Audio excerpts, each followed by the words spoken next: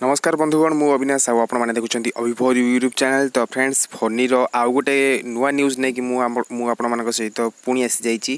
तो फ्रेंड्स चलते जाना फोनी नुआ अपडेट कौन अच्छी। तो फ्रेंड्स आपने जमी जानते कि फोनी सकाळु सकाळु माने 10टा ରୁ 12टा भितर जमी पुरी रे लैंडफॉल कर।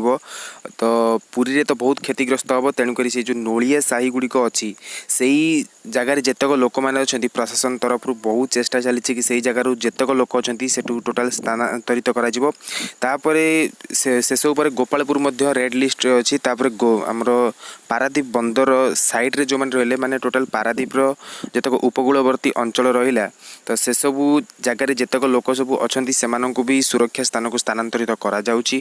तो यहाँ राज्य सरकार के तरफ प्रशासन तरफ बहुत बड़ पदक्षेप होगा जाउची। तो जो मैंने भी अच्छा जो मैंने भी यही न्यूज आगू जब पाइबा चाहते तो प्लीज आम चैनल को प्लीज सब्सक्राइब करनी।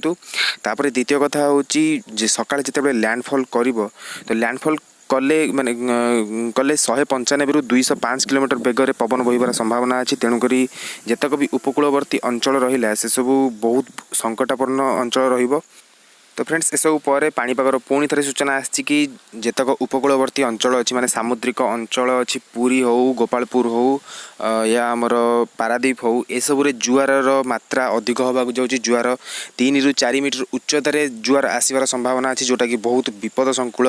एवं आपण मैंने तो जानी पूर्वर जितक फाइलिन होता 1999 मसीहार बात्या हुडहुड तितली एसबुठू बहुत अधिक होगा जाऊँगी। आपने जानीपे कि जुआर मात्रा केते अधिक अच्छी।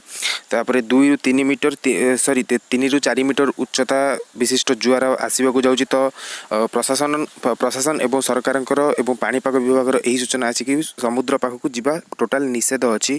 तो फ्रेंड्स यही न्यूज जदि आप पाइबा चाहते तो आम चैनल को सब्सक्राइब करूँ बेल आइकन को हिट करूँ। तो फ्रेंड्स देखा आउ गोटे नुआ अपडेट देखा आउ गोटे नुआ वीडियो से गुड बाय जय जगन्नाथ।